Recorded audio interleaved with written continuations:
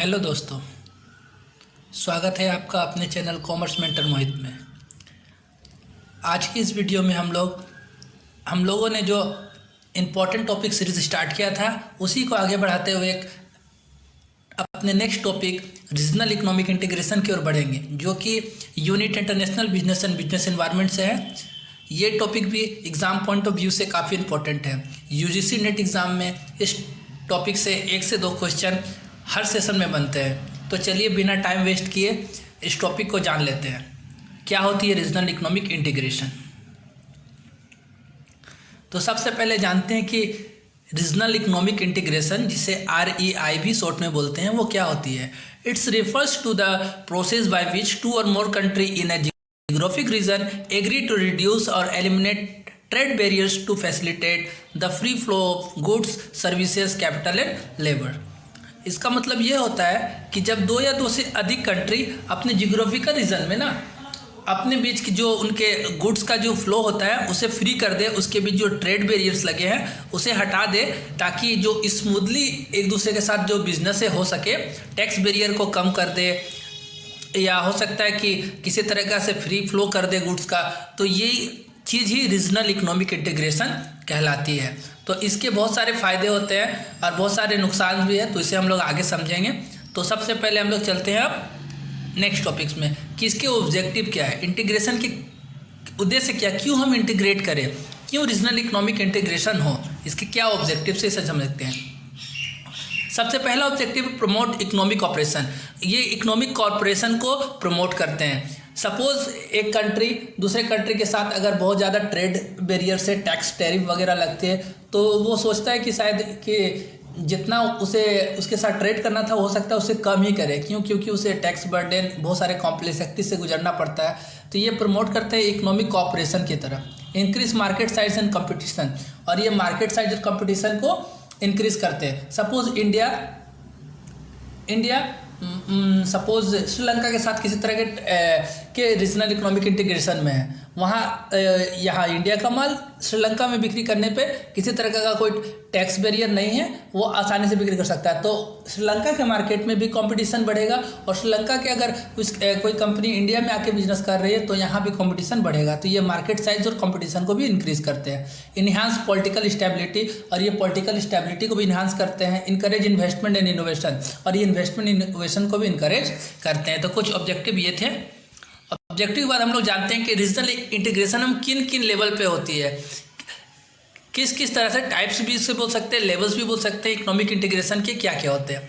इससे तो हर बार एक प्रश्न एग्जाम में बने ही है, तो इसे हमें काफ़ी अच्छे से जानना है कि रीजनल इकोनॉमिक इंटीग्रेशन के लेवल्स कितने हैं।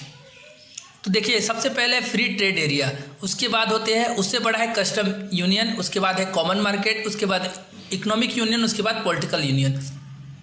ये सबसे बड़ा इंटीग्रेशन है पॉलिटिकल यूनियन। तो सबसे पहले हम लोग समझते हैं फ्री ट्रेड एरिया क्या होती है। इसमें हम लोग क्या करते हैं, member country elimination of tariff among member company, each country maintain its own trade policy with non member. ठीक है, इसमें क्या करते हैं, सब देश अपनी अपनी खुद की ट्रेड पॉलिसी को मानते हुए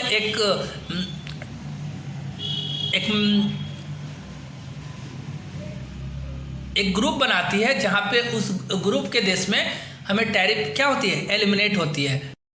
एग्जाम्पल ग्रुप में हम लोग नाफ्ता कह सकते हैं, नाफ्ता, जिससे अभी हम लोग USMCA भी कहते हैं। तो ये क्या, ये एक ऑर्गेनाइजेशन है जिसमें कुछ कंट्रीज हैं, और उन लोगों के भी जो भी बिजनेसेस होती है उसमें कोई टैक्स टैरिफ नहीं लगता।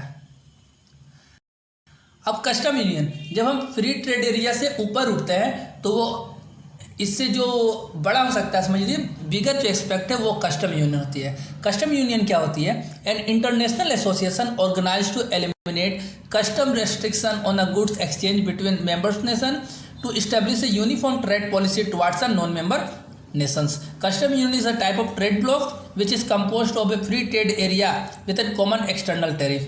Participant countries set up a common external trade policies. Purpose for the establishing a custom union normally include increasing economic efficiency, establishing closer political and cultural tie between the member countries.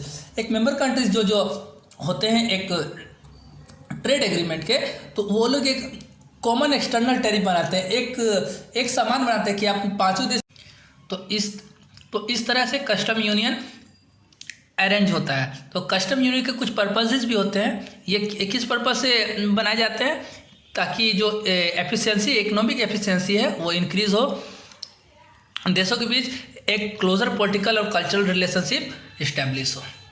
इसके बाद हम लोग जान लेते हैं तीसरा aspect है, तीसरा टाइप है वो है कॉमन मार्केट। जब हम लोग कस्टम यूनियन से ऊपर उठते हैं तो एक कॉमन मार्केट बनता है। ये एक ग्रुप फॉर्म होती है कंट्रीज के बीच जियोग्राफिकल एरिया में to promote the duty free trade and free movement of labour and capital among its member. European community as a legal entity within the framework of the European union is the best known example. European union इसका best example है common market का। इसमें कुछ देश होते हैं, इनके बीच क्या होती है, फ्री मूवमेंट होती है लेबर और कैपिटल का, इसके बीच कोई टैक्स नहीं लगता है। इसका बेस्ट एग्जांपल हम लोग यूरोपियन इकोनॉमिक एरिया भी दे सकते हैं।